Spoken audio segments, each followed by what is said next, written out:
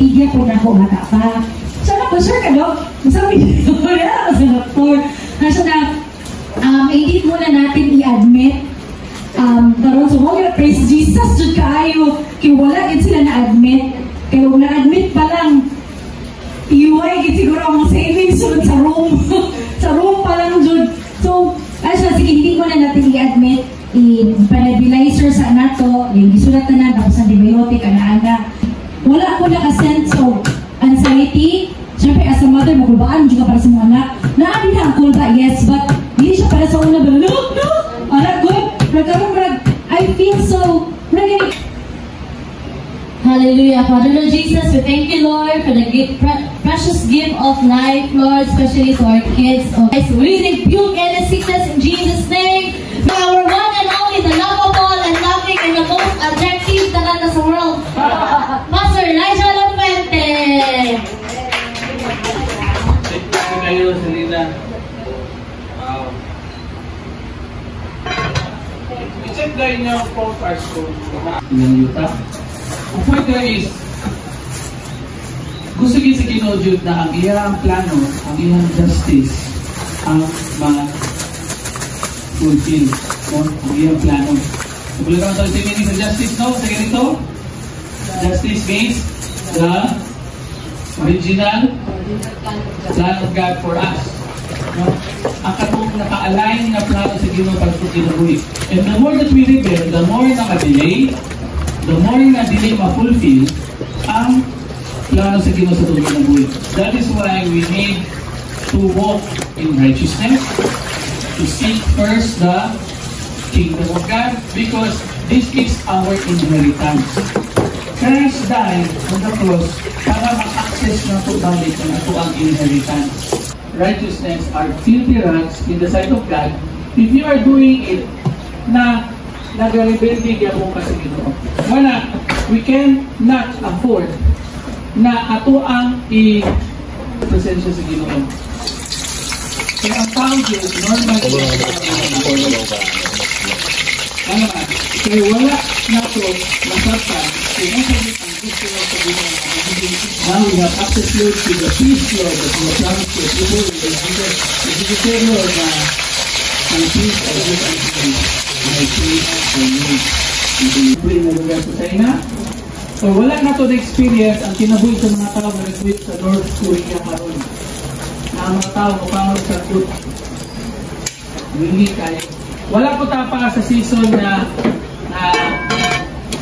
banatan nila ito ng langkaon to all these things because gusto niya mabalanse itong kinabuhi ang character. That is why we need to understand why is it very important that we are living under God's authority. And you believe the authority of God, mabasa ba ninyo, refers to His absolute power, sovereignty, and right to rule over all creation. It is rooted in His identity as the creator and sustainer of everything that exists.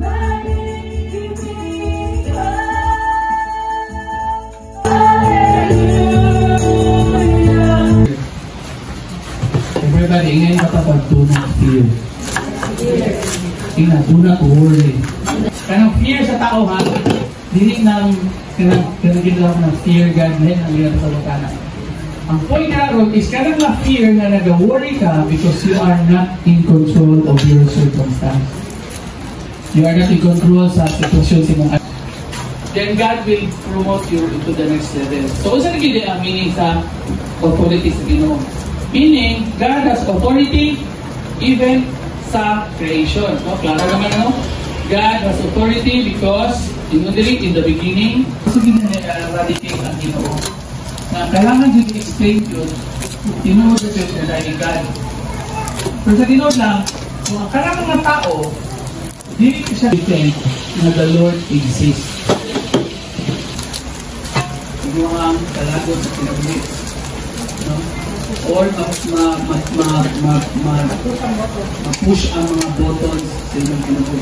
Muna, may nagkarang na kalipay, mag-reflect sa inyo ang mga word.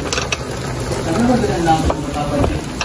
kung makilipay nimo ang kalipay sa Ginoo pa sa kalipay sa Ginoo. Amen. Kasi ganahan na paano Ginoo? Hindi nakakailangan ko sige good dira para mag-end of the world na.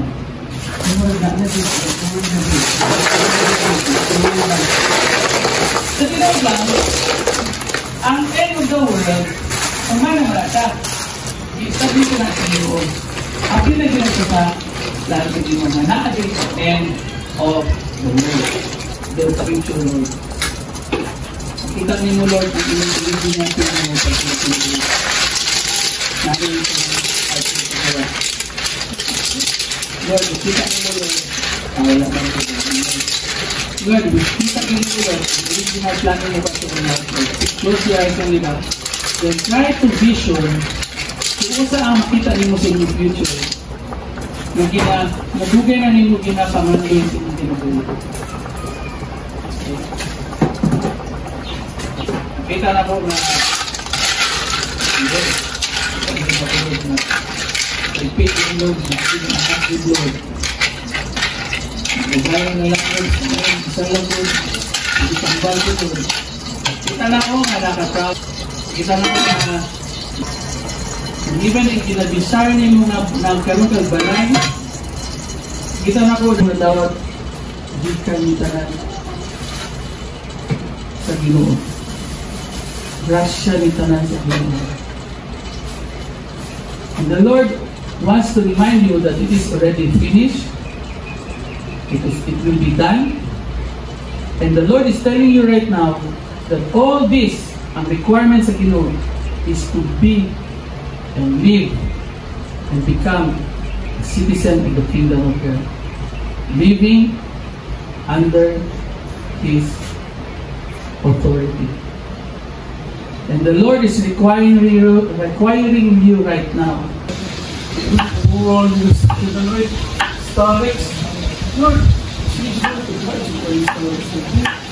fullness of the Holy Spirit in your life na wala ang kapatid sa material things. Tama?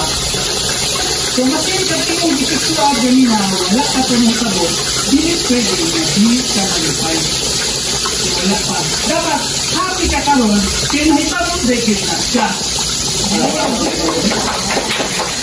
And most of the time, pag na-bless mo ka, lahat na kapasok sa security to God. Most of the time, mga ginag-balance mo na hapos sa capacity to give. Mag-give. Nakabala. Gusto ba na, mag-bless sabihin mo, na wala na lang kakagawin, wala kagawan. Pag wala kayo kasulbatan, mas maayo, ang pinaka-the best iguato mo, be thankful na daan. That because the Lord is going to bring life into your purpose and in your heart, yung mga desires. Kalapatan kayo mo rin. Declare the name, Lord Jesus. I replace it with life. Peace. Joy. And love. That comes from you. 700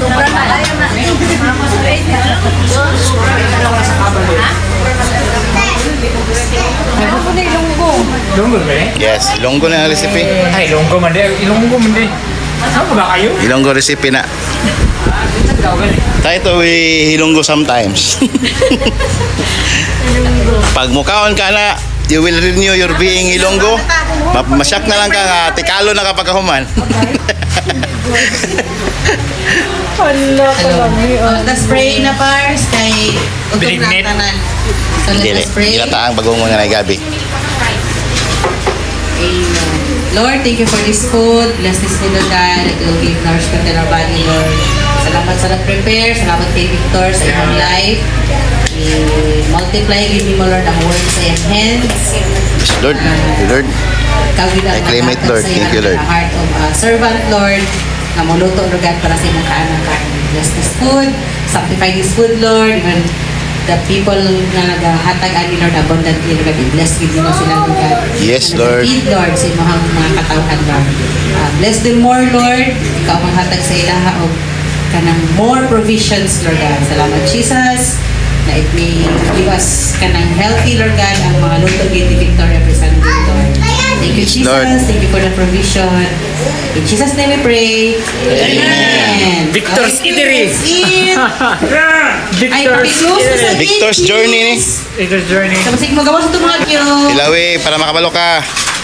You will be amazed of your becoming Ilonggo. Ilonggo man. Ilonggo gagali ang pala. Ilonggahangan. Ilonggo gagali ha? Olo, Ilonggo. Te Marinyo kasi ni kano Marinyo. Marinyo Ilonggo mo karon ni. Kinakita na ko magwati ka la. Sa Kabalin ba yan eh? Kabalin. Kabalintungan. SM. Plus bulan. Ang subak akong gipahig mo prito kay para man. Gipalasa na ako dito. Kay mabustag man gud ba basig bukog ba gawas ito.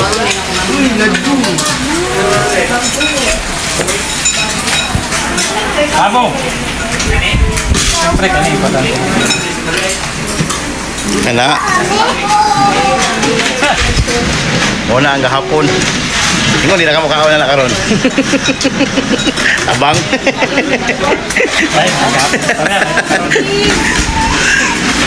Kalisa ko.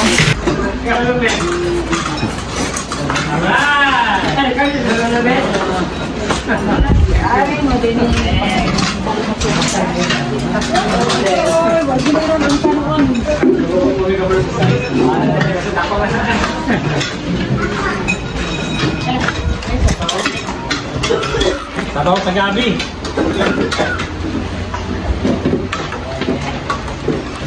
Kain tayo mga kapiktoryos.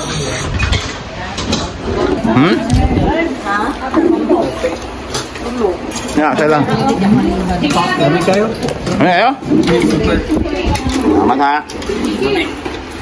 Nagdaan pa gilay ko. Ano gilay gini? Sa dawan ng ilang black? Bagungon. Una pa lang ko tayo gahapon. Wala ka nagdali. Kuhol na ito. Mga katong kuhol ito. Hindi bagungon. Ha? Sa kulo sa gabi. Natural color na sa gabi. Ang tapol yan eh. Wala gubi yung color ba? Ano ba ang ganito ano? Septem? Ano yung may ilang ano? Kabilin? Huwag din ako ginakaon dito ba? Bibig, kabalo ba mo sup-sup ng mga bandari? Lupigon niya ta kanilo rin ang sinuksupay lan. Ha? Lupig kanilo rin ang sinuksupay. Suksuk ba? Pagpaktis ba? Init pa man, susukon. Init pa.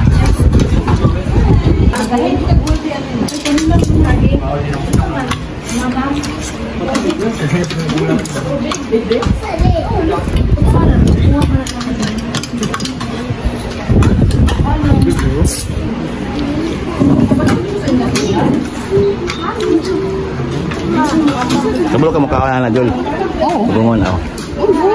Nagakuan, maganda yan. Naluto na siya mga alis ang manawa. Ang nakuha. Tagan rabi alid to. Ang first magod na kailuto mo na yung sukod. O, kuha. Pwede, counter. I-counter na mo.